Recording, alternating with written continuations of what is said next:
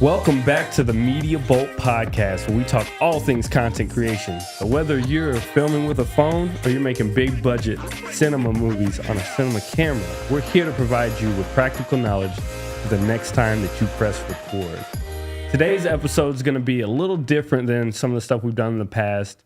We are here with a filmmaker and a subject and talking about a brand new documentary called Warrior Princess, where my girl here, Violet, takes on the world and as a amateur boxer that's working her way up and doing amazing things here in the city of Milwaukee and be representing our country in the ring. And we're here with the filmmaker, Vianca Fuster, who has been following this story along since you've been 12. Yes. And and now she's 16, doing amazing things, and this is just a great story, and we're really excited to highlight it today. So I'd like to welcome both of you here to the pod. Thank you so much for taking the time to be here. Thanks for having us.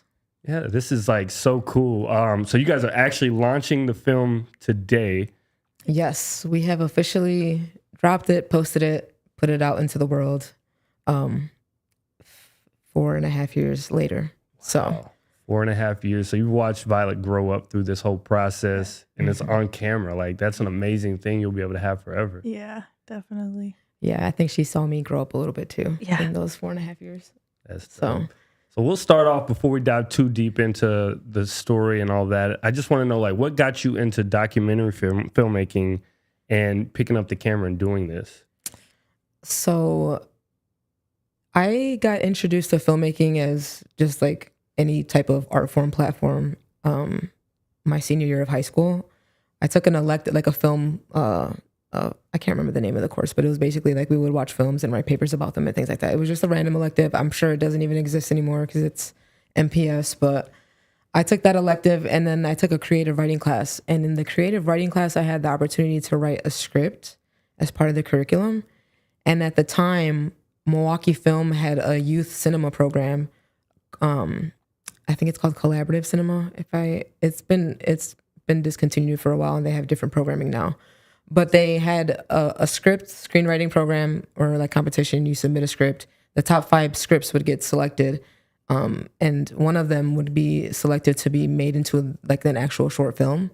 And it'd be all professional filmmakers in Milwaukee volunteering to make this film over the course of a weekend. So the top 5 scripts got to be a part of the set and intern on the set for the weekend. And so that was my first ever experience into what like filmmaking really was. I'd watch like Disney movies and things like that, but I didn't grow up any type of cinema buff. I didn't watch Citizen Kane at the age of 12. I don't have that kind of story. Like I got introduced to the game really late, but that experience set off all these events that I would never have predicted to have happened, including, okay, I'm gonna apply for film school. And so I applied to go to Columbia in Chicago, and I decided that I wanted to have a concentration in cinematography. So I was there for 2 years, and in my second year, in my second semester, we had to direct a short film, like a short narrative film and a short documentary film. And I had way better and way more fun of an experience doing the documentary. And it's crazy because a couple weeks ago, we were in Chicago and she was sparring, and just down the block was literally where that documentary took place 10 years ago. So I did a documentary with my friend Melissa. She's like literally the only friend that I've made at Columbia. Shout out to Melissa. We directed a documentary called Seize the City about a graffiti artist in Chicago. And on the south side of Chicago in the Brighton Park area, there's like this hidden old school like industrial factory that's closed down right like adjacent to some train tracks. And I don't even know how to describe it. I have to show you a picture, but it's all concrete, and it's what's called a permission wall. So people are allowed to have graffiti art up there without it, because in Chicago it's a felony. Mm-hmm. I think after your second time getting caught doing like graffiti / vandalism, it's a felony, or at least at that time it was when we were making that project. So yeah, we went to sparring like a month ago, and then we literally were down the street from that permission wall where like most of the project took place. So that was my intro to documentary, and I kind of became obsessed with it from there. And then, so I was at Columbia for 2 years, and then decided to come back home and finish my degree at UW Milwaukee in journalism. Nice. But like was still very interested in doing documentary. And going into my junior year, when I transferred back home, I started an internship at Radio Milwaukee, a video internship.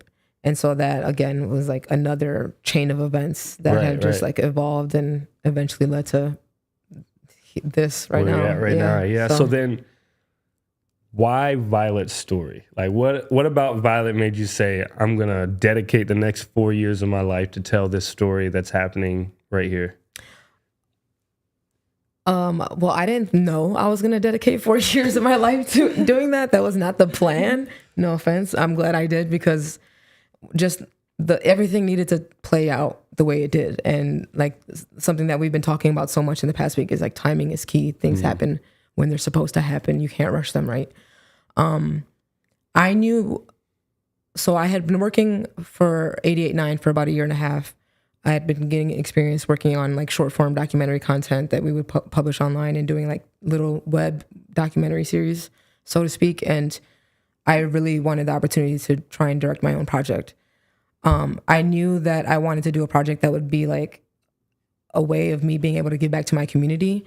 And the United Community Center, I went to school there, and my mom has a house, and I grew up 2 blocks away from the United Community Center. So UCC is heavily a part of my life. I'm an athlete. I played basketball. I first started playing basketball when I was a student at UCC. And so I've always been aware of the gym. I've always been aware of Shorty, who's the coach that started the gym. He's just kind of been like a living legend even since I was her age and younger.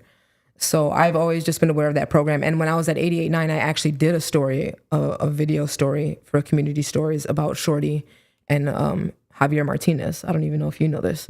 We did an interview with Javier Martinez, who is now a professional fighter, but at the time was going to be competing in the Olympic trials, which he did end up winning that Olympic trials. So I knew that I wanted to give back. I knew I wanted to do something like with the boxing program, because ever since I did that piece with Shorty, which was like a year prior to meeting Violet, it's just always been in the back of my head, like, oh, I would love to go back there and expand on that. It's a place I want to go, yeah. Yeah, and for me, that's like the stomping grounds. That's my roots, right? So, what I started, like, actually I reached out to the coach, Angel, and I asked if he had any girls that were boxers, because I also wanted to do, just in my own experience being a woman in film that's male dominated, and being a former athlete that's playing basketball, which is male dominated. Like, I just wanted to, if I'm going to use my platform, it'd be so dope to be able to do something about a female boxer, right? And then he gave me Violet, essentially. And it's just kind of like clicked instantly. I feel like we clicked right away when we first met. We were just goofy with each other right away, and just I can't even describe like how close we are now. It's like having a daughter and a little sister all in one. Yeah, y'all have a really cool, I could just tell by when you came in, your dynamic, it wasn't like y'all work with each other. It's like y'all are family in a way. Oh, yeah. I mean, we've been through the trenches together, right? Like, definitely. We've traveled together and have stayed together and have won a lot together, have lost a lot together. So we've definitely been through a lot together. I forgot what the original question was. Yeah, just like, I guess you kind of answered that. Yeah. Why Violet? Yeah. She was kind of shown to you. And given so to you. that's, Angel basically gave me, he was like, here's Violet on the platter. And I met her, and it was just phenomenal. And she had already been in the news before, because she had won. By the time I met her, she had won 2 national championships already. So I think she had did a story with Fox already prior to me even meeting her. And at the time, she was 11, going to be 12. So yeah, it was like May of 2019 that happened, where I met Violet for the first time. Her birthday's in June, so that first shoot that we opened the film with, that first scene that we see is her 12th birthday. That's the first time I ever filmed with her. It was so awkward. Yeah, it was the most awkward experience ever. Yeah. Let me ask you about that. Violet, like, what was that like when she shows up with a camera in your face, kind of all up in your business? It was so different, because she's like, because my family was there, and it was kind of weird seeing seeing her with the camera and knowing she's filming me. It's like I had to act like myself, because I had to act like there wasn't a camera there, because she's documenting my life. But it was so hard, because it was like the first time I've ever been in front of a camera, so it was like so hard not to look at the camera, or even like she was like invisible, like shouldn't be looking at her at all. But it was kind of hard, because I've never like done anything like that before, because I've only ever been interviewed before Vianca started filming me.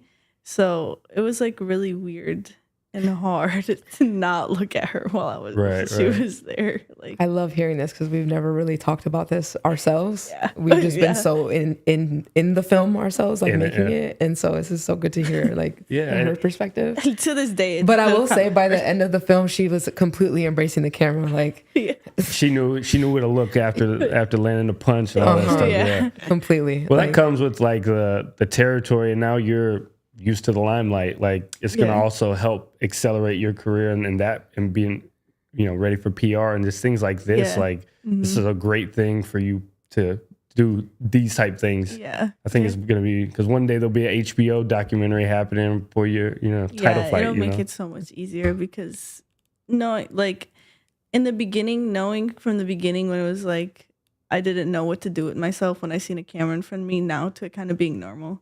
It's just feels different.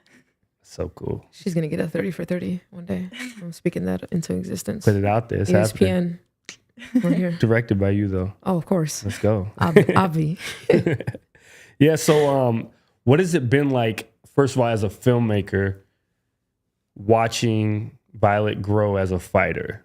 I'm going to imagine throughout that time, you've grown as a filmmaker as well. So what's the synergies been like actually watching her grow and you're learning at the same time, and you guys are kind of going this way together in your careers? It's funny that you asked that because literally a couple of days ago I was at the gym editing and I told her, like, I was like, the way that we see her grow up so much in the film, like she's turning 12 till by the end of it she's driving herself to the gym, like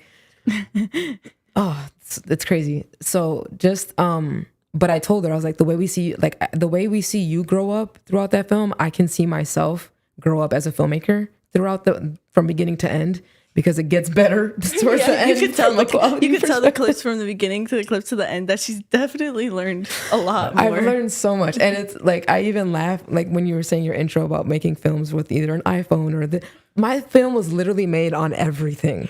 Like iPhone, a Mark III, a Panasonic EVA 1, an FS7, an A7S2, an A7S3. Like I literally had to use any possible tool that I had available to me. But you know what? This experience taught me how to use all those tools to begin with, right? But yeah, I definitely have grown so much as a storyteller. And even from I did everything. I shot, I had a couple, like the interview shoots that are really nicely lit. Obviously, Spencer Ortega was the gaffer on that. And we had like a whole crew, sound people, extra cameras and all that for like 2 or 3 of those shoots. But it was basically just me at the gym every day or at her house or traveling with her and her coach to all these tournaments.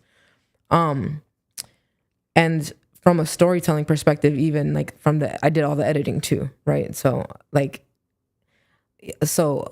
don't even know if I should get into this, but what we put out is a 20-minute version, but we did a film festival run in 2022. Mm-hmm. So we did 4 different festivals, the big one being the Milwaukee Film Festival, where we had the big theatrical premiere and we got to do the Oriental, and that was an amazing experience, and that was 2 years ago. So we put out a version of it, and then now revisiting it and wanting to put it out on this day, like I was re-editing it over the week, and I was like, why did I make that decision? Like, what prompted me to make that choice? And why did I color that so dark? It's so I don't know. There's just so many things that I have definitely learned and have taken away from this whole process. And it's like, I've always told people, this is the film that taught me how to be a filmmaker, hands down. And it just came from doing, and it came from doing badly until I finally learned how to do it well. I think that's the beautiful part of what I watched. I looked at it and I see the progression in the cinematography, the movement of the camera, just like all that with your skills. Obviously, I see you grow up and those punches are hitting harder. Your feet are quicker, like all those things. And it's like this, it's almost like the filmmaking lended itself to her story as well in a very special way that, that has to be real. Yeah. And it really is. And I think that's what's super beautiful about the piece. Just from my perspective, that watching it, you know what I mean? I'm going to ask you a question about this because you shot for 4 years. What was it like categorizing, saving, all these different clips, all these different moments to then finally like, did you sit down like 3 years later to start editing, or were you always kind of editing scenes? Like, what was that process? Because that's a long time to kind of deal with no, for sure. footage, you know? No, that's a great question. So when I decided to leave 88.9, this was the summer of 2019, I actually got the Brico Forward Fund in the spring of the year. And I think that's what prompted me, or no, the fall of the year. And so that's what prompted me to try to make the film full time, was the fact that I was able to get some funding for it. I don't even know where I was going with that. I'm sorry. Say that question again. Yeah, just like, how'd you deal with all the different footage for so many years? Right. Yeah.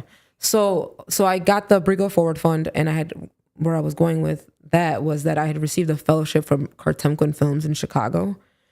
And it was a year-long fellowship starting in January 2020, where I would be essentially workshopping my documentary, learning how to make a pitch deck and learning how to pitch my film to people. And by the end of it, we actually had to pitch our film to people. Like, we had a Sundance. I mean, unfortunately, COVID happened. We did the first 2 sessions in person, and then COVID happened and everything went virtual. So we didn't get a chance to meet these people in person like we would have, but like someone from Sundance was on the pitch presentation call. And so I had already been filming for about 6 months at that point. We already did Junior Olympics in June, and we did the national tournament where she wins her 5th national championship in December, right before the pandemic happens. And then she got the Boxer of the Year award. So we were amped up. We really thought, and we had no idea that the pandemic was coming. If that had not happened, this probably would have been a whole different project than done a long time. And maybe not, actually. I think, I feel like the pandemic really played a role in how the story ended up shaping out. So being a part of that fellowship, I was kind of like having to already touch that material because I had to make demos and things like that and teasers. But when that pandemic happened, I kind of panicked, and it took a year and 3 months or a year and a half before we had like another tournament to film. And at the time I had just started freelancing full time in video production. So just I had, again, like really lucky timing where I had a lot of projects that I was editing throughout the first year of the pandemic. And so I was able to make things work that way. But it was definitely like, for the documentary, I was like, man, I don't know where this is going to go. Yeah. Like, I didn't want to just cover 2 tournaments. I felt like there was more of the story to tell. But we just didn't know how things were going to play out because of the pandemic. Yeah. And then we got the first tournament coming back. We're excited. And then she lost. And I think we all kind of internally panicked because we were like, this is not how the story was supposed to go. Yeah. And in fact, it's absolutely how the story was supposed to go. And it's so much better for it. Not even just screw the documentary, but just who we all are as people now because of the story. So that was 2021 was the first time that we had that tournament back. And actually, there's just a lot of random things that kind of kept happening throughout the year. So later that year, I was able to pitch her story to the Today Show, and they did a set of stories called The Power of Sports. It was like a 4-episode series that they had on this new online streaming platform that they have called Today All Day or something like that. And following the Olympics, which were postponed that year to August 2021, they were going to be broadcasting this series, like one long series.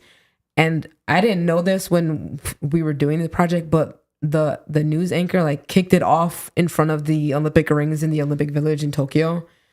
So that was another instance in where I was still touching the footage because this opportunity came about, right? So that was the 4-minute version. Got it. And then I was like, oh, let's try to do some festivals with what we have, even though she lost. Like, we came up with something pretty good for the Today Show. So maybe I can like expand on that a little bit and just tease that, like we hope to get the number 1, because that's where it ended. Like, I want my number 1 spot back.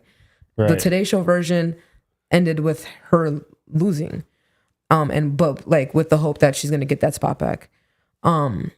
And so then I submitted to a couple other festivals, and they took it virtually, and it then became like a 10-minute version, which I couldn't even tell you today. I don't have no recollection of what that storyline was for that one. So that was the end of 2021. And then 2022 came, and I found out I got into the Milwaukee Film Festival with that 9-minute version. And I was like, all right, we got to do it. We got to do it big for Milwaukee. It's the homecoming. And then she had a tournament at Silver Gloves. So we don't show it as a scene in the new version of the film, but it's a scene in the last version of the film. the one tournament that she did win in the sixth tournament, like that where she had the 5 tournaments that she had lost, the one tournament that she did win had just happened when I found out that I got into the film festival. And so I was like, okay, we can end on a winning note. We can end on her having avenged that loss and making the comeback after. I mean, at that point, she had just only lost 2 tournaments, and then she won that one and lost a few more. So I had, like, in one way or another been touching the film, like, at some point. On and off. Yeah. And then the film festival happened. And then we had our ride, and we did a lot of great things. We had, like, a bunch of children's screenings. We did the Milwaukee show at the Oriental and did the Q&A, which was, like, one of the best experiences I've had in my career. And then we did a cool program at UCC where we screened the film for free at UCC, and then all the kids that came got to come in to the boxing ring and, like, have a free boxing workshop, which was super cool. It was a lot of fun to get kids in the ring. So that after that run, I was kind of content with that. I was like, okay, cool. Like, we had our run. We finished what we said we were going to do. Yeah. And then, what that was prompted 2022, and then you lost a couple JOs in December. After COVID, I think I won, like, you won the one tournament out of the span of, like, 2 years. So, like, out of, like, 6 to 7 tournaments, I've only won one. And then 2023 is when I went on, like, a whole winning streak. Yeah. So then what prompted you to essentially re-release this film for, today, which it's going to be a few weeks from now when people see this, but what made you kind of redo that? You added some scenes. Can you talk about what was kind of added without spoiling anything? For sure. Yeah, well, we kind of already spoiled it because we literally put, like, the ending out. Well, no one knows it, but at the time, but we did, like, a video of that ending. Anyways, we'll get to that. So what prompted the re-release was that Violet was competing in the Youth National Championship in December. So every December for USA Boxing, there's the National Championships. It's the biggest tournament of the year. Every 4 years, that same tournament hosts the Olympic trials. So when we went in December to Louisiana for this championship, they were also hosting the Olympic trials for pairs, which is a phenomenal experience in itself, just to witness. So in one of my first interviews with Violet and with her coach, she talks about that she wants to make the national team, and she explains to me what that is. And in my first interview with Angel, also in 2019, he talks about, my goal is to get her on the junior national team and for her to have the Team USA experience. So we then fast forward 4.5 years, we're at the Youth National Championship. She's on this comeback streak where she's won 4 national tournaments or 3 national tournaments. I don't know. It was Detroit. 4. It was 4. Yeah. So she won 4 tournaments. You cold, girl. And mind you, and I wasn't filming at this point either. Okay. And so that'll be, like, for people who maybe have questions about, like, the film from a production standpoint. I stopped filming in 2022 after we did the festival. At that point, I felt like, again, we'd done what we thought we set out to do. It's been a long 2+ years of us doing this and of her living this way. She needs a break. I need a break. I really didn't have plans to revisit it. And then we went to nationals, and I was like, she's like, let me just film, because if you win, this is going to be a big thing for you. So that's kind of what it was like. She's like, I'm just going to film because, like, she's seen the potential. And then, just kind of went from there. Yeah. For listeners, Violet, can you just tell us a little bit about what you accomplished there? So this past the tournament in December, which was the Olympic trials, as she was saying, I had an opportunity to compete to get onto the youth international team. And this is kind of a tournament that this is what I've been working for, like, basically my whole boxing career. Because that was one of my biggest goals besides trying to make the Olympics, because I knew this would give me a big opportunity to put my name out there and make me become more known in the boxing community. So that was one of my biggest goals. And once the time came, it came really fast. I knew, like, it was a big thing. And then I knew I had to put my all because this is what I wanted. So once I won, I was in like complete shock because like it's a big thing. And still like now talking about like everything I have to prepare for, because I'll be going to the Olympic Training Center in April, which is not that far away. I just have to mentally prepare myself because I'm still like not fully like aware of what's going on. This is what I wanted for so long. So now that I have accomplished it, I just can't wait to travel out of the country and to represent my country. That's amazing. You get to wear the stars and stripes. Yes, I'm so excited. So cool. So proud of you. Like, Thank you. Just meeting you here today, but like it's so inspiring. And you know, you come from Milwaukee, you know? Yeah. And it's just so cool to see people like anything's really possible no matter what, you know? Yeah, it's just like never give up, because I was really at a point of where I wanted to stop, which was like right after COVID, when I had lost my first tournament, because I went on like a 5 tournament winning streak, and I didn't know what it felt like to lose in a long time. And after I'd lost, I was kind of like at the point where it was like whatever. Like after I lost my first 2 tournaments coming back from COVID, I was just like, it was kind of like whatever to me. Like I was trying my best, but like if I wasn't winning, I kind of I wasn't really mad at myself because I've experienced losing for so long.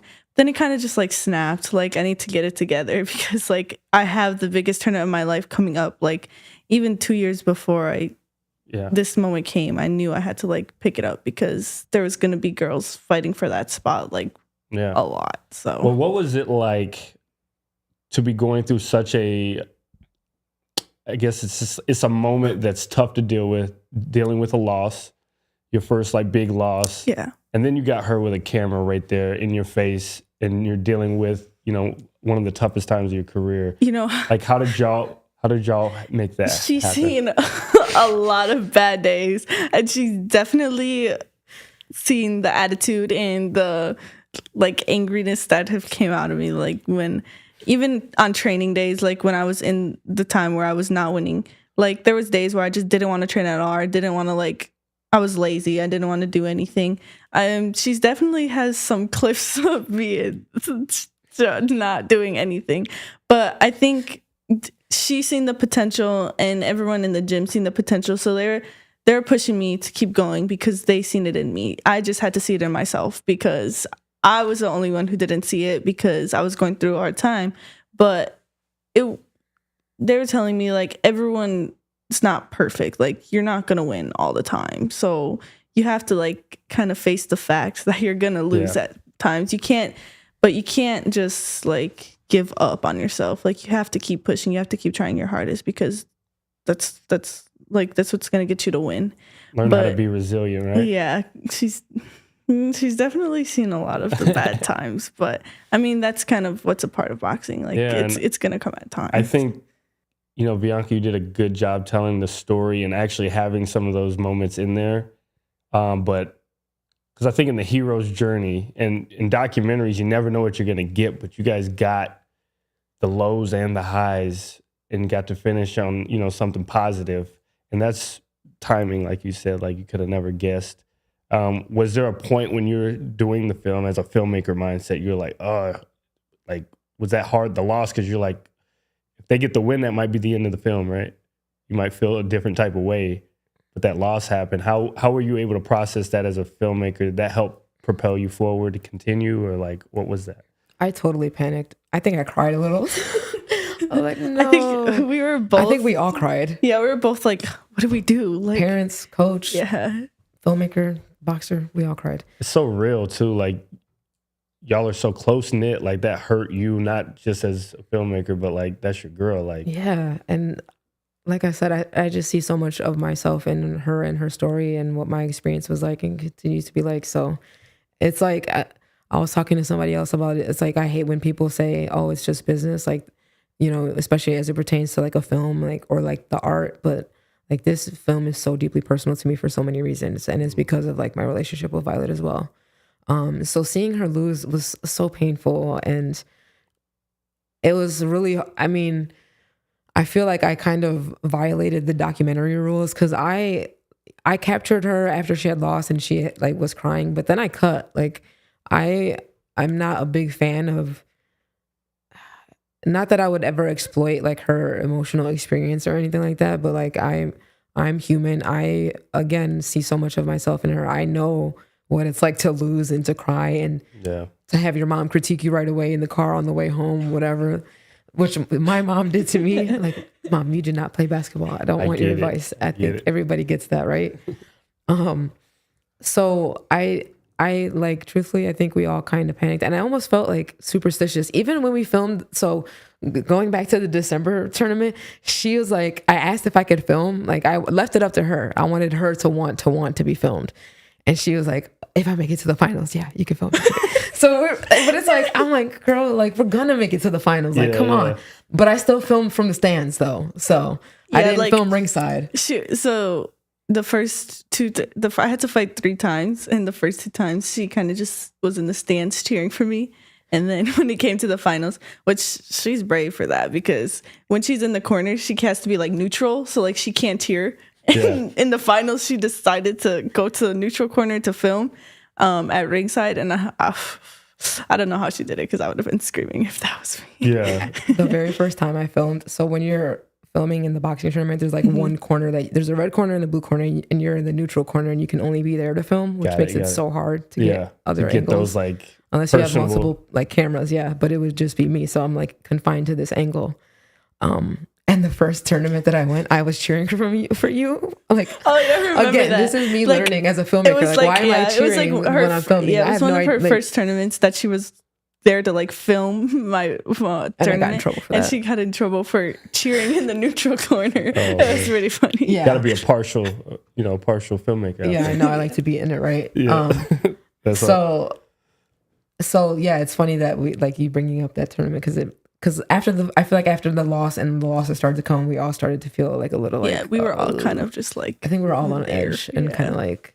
I congratulate both of y'all for pushing through and not giving up, because that's life, right? And it's not easy, but I mean, we talk about it all the time, like all of us. I mean, we're like you said, close knit family. We're a tight team. We do a lot and experience a lot together, and we all play a different big part in Violet's growth and just like helping her with what she needs, and to prepare and support her in any way we can. So none of us gave up on her, and we knew that it was in her head more than it was anything else. It was just a matter of her snapping out of it, which she ended up doing.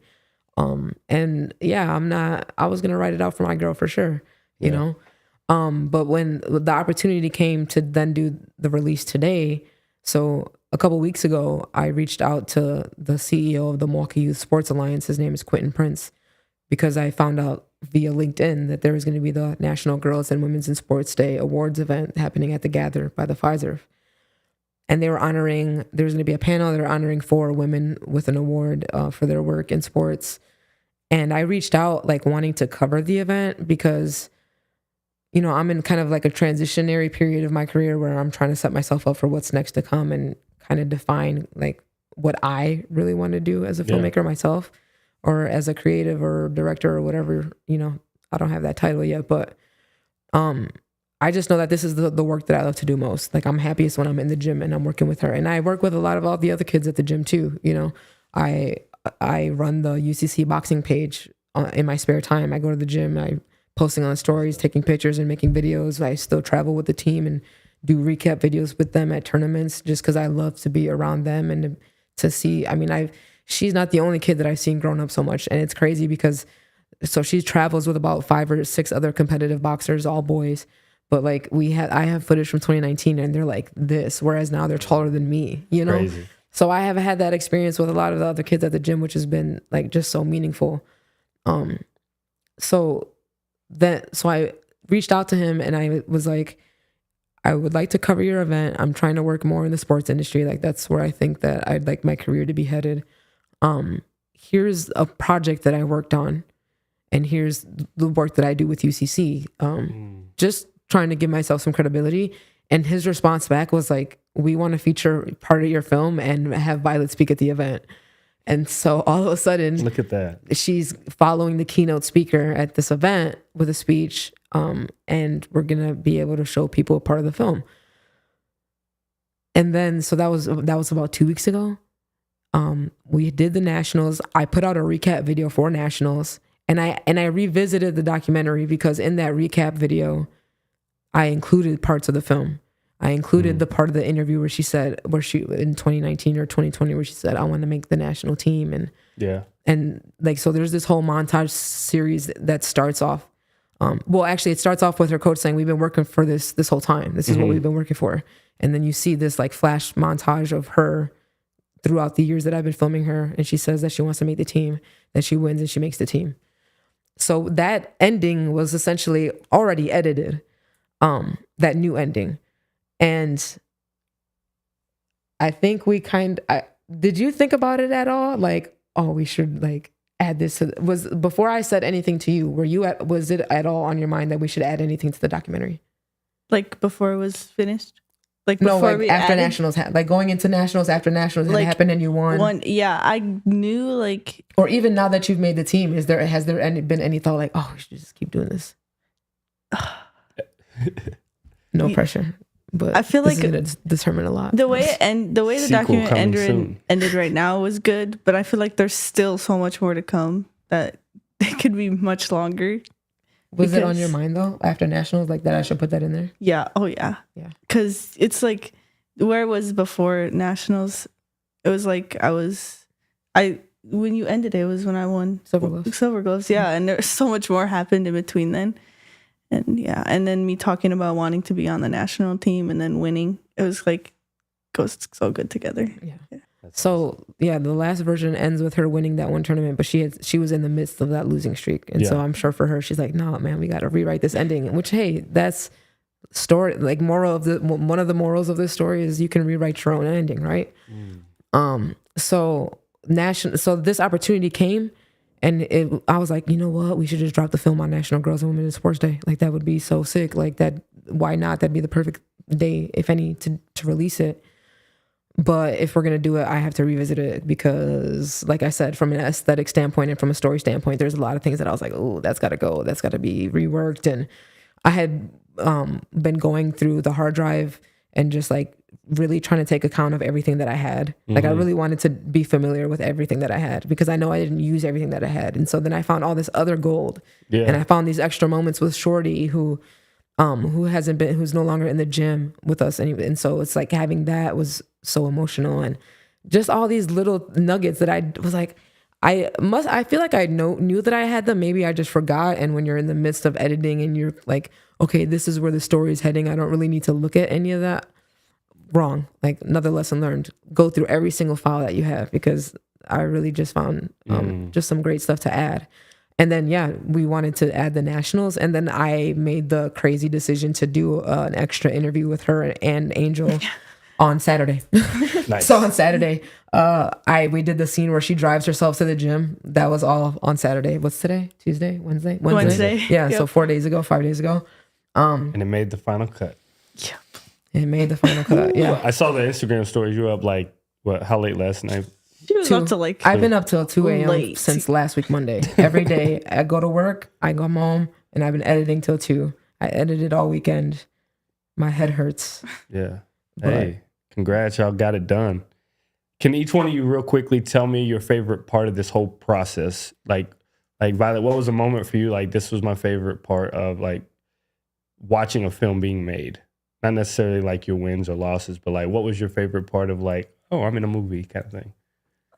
Just being able to, like, now that the film is finished, being able to watch it and see how much I've grown over time, and like seeing how much, like, how much more mentally strong I am now compared to before a few years ago when I just let anything get to me. It's just like now I'm just like, why would you let that like get you down? Like, it just makes me like, I'm proud of myself for being able to push through it and be strong about it, because now I would not go like, it's crazy. Like, well, you grew up a lot emotionally, physically, like, yeah, like boxing is not like, it's physically hard, but mentally it's way harder. Like, you have to be mentally strong in order to be able to pursue a boxing career, because I thought in the beginning, I thought being able to not get tired in the ring and have good technique and like know how to figure out a fighter was going to be the way to win a fight. But that's really doesn't matter at all. It's really all mentally, because you got to know how to be strong and be able to push yourself on the hard days of training, being able to tell yourself that you still have to go to the gym and train because the other girl's training just as hard or maybe even harder than you. Knowing like that I can do that and mentally push myself just makes me so proud of myself, because a few years ago I probably wouldn't know what to do with myself. That's dope. Felt. Yeah. Feel that. How have you found, as you were filming her through that growth, were there moments where you're behind the camera and you go, oh, she took a step? Like, I can see that happen right there. Like, she's grown. Or maybe she wouldn't have reacted that way in the past. Like, she's blossoming into this warrior princess. Oh, I don't know. It's hard because I feel like when I'm filming things, I'm just so in it, and I feel like I almost have that moment either when I'm like experiencing Violet not as a filmmaker, or like in the edit, and I can experience it that way. But I don't really know if there was a moment where I was like in the camera. I mean, obviously, I think the December tournament and the nationals, because like I said, I still filmed from the stands. I was half cheering, half filming from the stands. Because they request that from me. Like, they want me to yell. Like, they can hear me. And there was a couple times where I told, like, I'll never forget this moment. When you were fighting your second fight, which was her best fight and her hardest fight, she had lost the first round completely, like, to all the judges. And then the second round was really close. So she needed to win the third round. And I yelled her name and she looked at me and I told her, I was like, you have to do it now. If you don't do it now, it's not like, you have to do it now. And like, we have that on camera, which is pretty crazy. But like, those are like, I feel like when I'm witnessing her not as a filmmaker is when I get to experience her growth the most, which is like the best part. And I try to find a balance between that, because like, she's human, I'm human. Like, this is still a person, and this is a person that I really care about and who I've seen go through so much and who I like love and I'm so proud of. So I feel like I have a lot of those moments. Like, when I get to see her, seeing her speak today was phenomenal. Like, she got a standing ovation after her speech. It was just so great. And when we did the film festival, she came up on stage with me and she did that. I feel like seeing her kind of blossom in that way. And now you're on the podcast together. Now we're on the podcast together. Because a few years ago, I definitely would not know what to say. I mean, there's a good little. It took time for her to know what to say to me. You know what I mean? And then there's a few interviews. This was awesome because initially we were just gonna sit down and talk about your career and what you've done and this and that, and you brought it up to me about like, what if we go this direction with this podcast? And I was all for it. I thought that was like a great PR move on her part to help with the film and trying to get my girl out there. Yeah, and get you out there. And I'm super stoked to have this conversation with you guys. Like, first of all, you're a national treasure. Like, you're gonna always have that under your belt for forever. You know what I mean? And you'll be able to tell your family and your kids, this is what I did. I represented my country, and that's just it's an unbelievable thing. So enjoy these moments that you got coming up. Focus on the goal, focus on the gold, like, go for that. But I'm super, like, I feel gracious to be sitting in a room with someone like you. Yeah, it's super awesome. Vianca, what's next for you filmmaking wise? Like, what do you have your eyes on? I see you've been doing some other boxing videos with, there's another kid. Javier Zamarón. Javi, we miss you. He's in California right now training at Robert Garcia's camp, and he's got a professional fight coming up in March. So he's Violet's teammate. My brother, basically. Yeah, they're super tight. And Angel is his coach now that he's a professional. He coached him as an amateur and now coaches him professionally as well. So I mean, there were a lot of those tournaments that Javi was there with us. Okay. So he's actually kind of a hidden figure in this documentary. There's shots of him in the project that I don't even know anybody notices. Oh, we'll have to go. We'll see how many times he hops in there. Yeah, he's in here. He's in there, and he lost at the same Louisiana tournament that you lost at. And so you guys did a few tournaments together while I was filming you, and then he ended up winning a national championship, and then went pro. And so he's just another one a person that I worked with, super close with him too. I look at him like kind of like how I look at Violet, like they're like my little boxing family. Planning to do something with him, like a piece together? We've talked about it. We've just had never had the time because I've been consumed with just work and then doing this project, and then he'll be gone months at a time training for his fights in California, and then after his fights, then he's home for a little bit. So timing hasn't worked out yet on our part, but we still do a lot of content regardless, and I'm always with a camera when I'm around Javi too. So for sure, we got to do he fought in the Pfizer Forum April 1st on the Roy Jones Jr. Anthony Pettis card. Yeah, I remember so seeing that was insane, walking out of and he said it too, like walking out of the same tunnel that Giannis walks out of. Having that type of homecoming show was incredible, and the people really showed out for him and showed up for him too.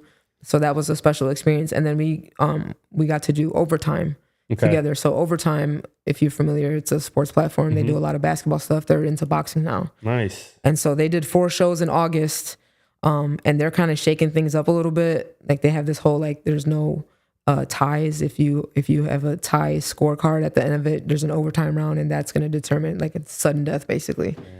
So he got to be a part of that show, and so that's kind of shook things up and made a lot of waves. Yeah. And it's just been announced that they're going to be doing some more stuff. So hopefully we'll be able to get him on that. But I got to go to Atlanta with him at the Overtime Arena and got to film that. So between that and the Pfizer Forum, I say my top 3 filming experiences all time, hands down: Overtime, Pfizer Forum, and Nationals with you / the whole damn film. Yeah. So cool. So I will continue working with boxers. We'll continue, like I said, I'd like to do more women's sports in general. Is there any specific sports you kind of eyeing? I know you're a hooper in the past. So basketball would be cool. I'm kind of open to anything. Yeah. I'm just trying to develop some relationships and figure out how I can just tell more of these stories. Yeah, exactly. But my girl's on her way to potentially winning a world championship, right? Yeah. And we're talking about the 2028 Olympics in LA. So that's always on the back of our minds, I think.